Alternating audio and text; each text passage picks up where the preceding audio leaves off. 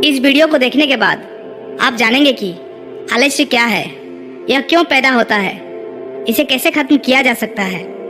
तो आइए इसे समझते हैं एक कहानी के माध्यम से।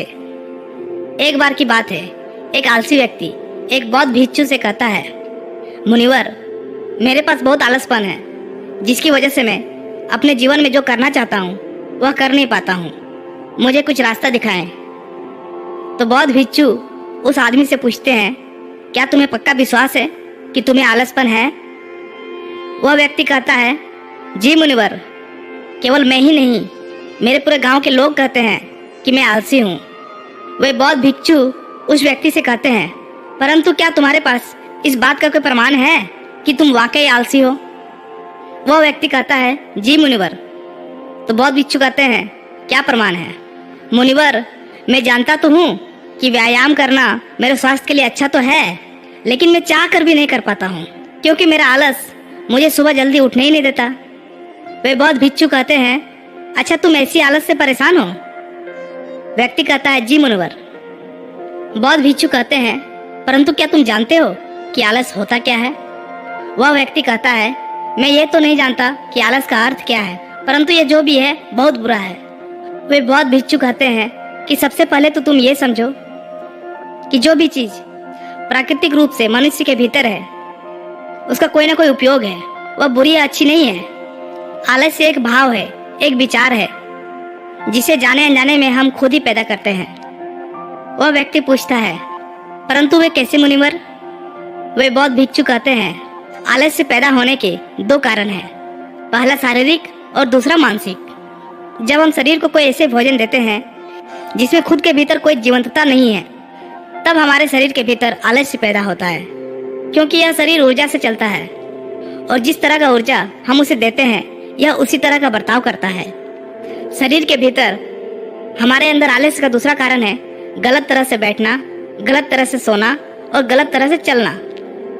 हम इस बात पर कभी ध्यान नहीं देते कि हमारे बैठने, लेटने और सोने की स्थिति सही भी है या नहीं।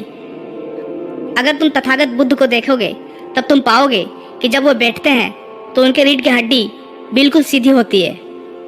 जब वे सोते हैं तो उनके शरीर के भीतर किसी भी अंग में कोई दबाव नहीं होता, और जब वे चलते हैं तो उनके दोनों कदमों के बीच एक तालमेल नजर आता है। यह जरूरी नहीं है कि कोई बुद्ध को सुनकर ही समझे। अगर कोई समझना चाहता है तो सिर्फ उन्हें ध्यान से देखकर भी बहुत कुछ समझा जा सकता है। शारीरिक स्तर पर आलस्य का तीसरा कारण है सुबह जल्दी ना उठना। यह सुनकर वह व्यक्ति कहता है, हाँ मुनिवर, मैं सुबह जल्दी उठ ही नहीं पाता। वे बौद्ध भिक्षुक मुस्कुराते हैं और कहते हैं, तुम सुबह जल्दी तभी उठ सकते हो जब तुम रात को सोने का एक सही समय निर्धारित कर लोगे। प्रत्येक बौद्ध भिक्षु को अनुशासन का पालन करना होता है, क्योंकि अनुशासन हमारे जीवन में संतुलन लाता है। ज्यादातर लोग अनुशासन को बुरा समझते हैं, क्योंकि उन्हें लगता है कि अनुशासन उन्हें बांधता है, जबकि असल में यह है कि अनुशासन हमें बांधता नहीं बल्कि मुक्त करता है। तब वह व्यक्ति पूछता है, परंतु मुनिवर, शुरुआत कहाँ से करें? सही तरह से भोजन करने से, सही तरह से बैठने, लेटने या चलने से, या सुबह जल्दी उठने से? वो बौद्ध भिक्षु कहते हैं, शुरुआत अभी से करो। जो भी तुम इस समय कर रहे हो उसे ध्यान से करो। पहले तुम मन के स्तर पर आलस्य को समझो।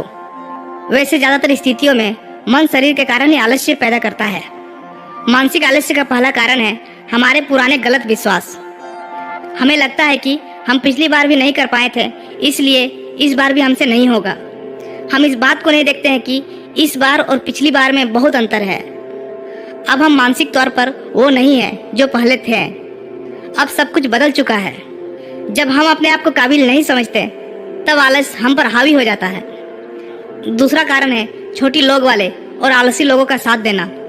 कभी कभी ऐसा होता है कि आलस्य हमारे भीतर नहीं होता, परंतु दूसरों लोगों से वो हमारे भीतर आ जाता है। ऐसा इसलिए होता है क्योंकि हम आलसी लोगों की संगति करते हैं। वह व्यक्ति कहता है कि जी मुनिवर, यह एकदम सत्य है, यह बात तो मैंने भी अनुभव की है। वे बौद्ध भिक्षु कहते हैं, तीसरा कारण है मन का स्पष्ट ना होना। मान लो तुम एक वन में खो गए हो और शाम होने वाली है। तुम्हें ये नहीं पता कि तुम्हारा घर किस दिशा में है, तो क्या ऐसी स्थिति में तुम आलसी बनकर लेट जाओगे या फिर अपने घर के तलाश में निकल पड़ोगे? वह व्यक्ति कहता है कि मैं घर के तलाश में निकल पड़ूंगा। तब वो बौद्ध भिक्षु कहता है कि अगर खूब प्रयास करने के बाद भी तुम्हें तुम्हारे घर का रास्ता नहीं मिला तब तुम क्या करोगे। वह व्यक्ति कहता है, मैं फिर भी तलाश में लगा रहूंगा, क्योंकि मेरे पास उसके अलावा और कोई विकल्प ही नहीं होगा। वो बौद्ध भिक्षु कहते हैं, मनुष्य को आलस तभी पकड़ता है जब उसके पास कई विकल्प होते हैं। अगर किसी के पास सिर्फ एक ही विकल्प है तो उसका मन पूरी तरह से अस्पष्ट होगा। अगर तुम अभी व्यायाम नहीं कर पा रहे हो तो उसका कारण तुम्हारे नजर का स्पष्ट नहीं होना है। तुम अभी भविष्य में होने वाले रोगों को नहीं देख पा रहे हो। तुम अभी उन रोगों से होने वाली पीड़ा को महसूस नहीं कर पा रहे हो। वो बौद्ध भिक्षु आगे कहते हैं कि आलस्य का चौथा मानसिक कारण है किसी काम को करने की कोई वजह ना होना। मान लो तुम एक रास्ते से कहीं जा रहे हो और बहुत देर तक चलते चलते तुम कहीं थक जाते हो। अब तुम्हारा और चलने का मन नहीं कर रहा है, तुम्हें आलस्य आ रहा है।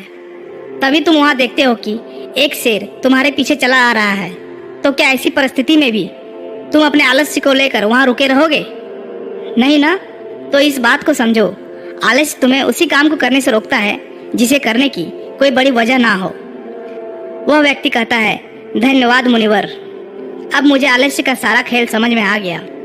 वो बौद्ध भिक्षु कहते हैं, मेरी एक बात हमेशा याद रखना, जहाँ अस्पष्टता है या कुछ करने की बड़ी वजह है वहाँ आलस्य हो ही नहीं सकता। दोस्तों, अगर इस वीडियो से आपको कुछ सीखने को मिला तो इसी तरह मोटिवेशनल वीडियोस पाने के लिए चैनल को जरूर से जरूर सब्सक्राइब कीजिएगा। फिर मिलता हूँ कोई नेक्स्ट वीडियो में, तब तक के लिए धन्यवाद।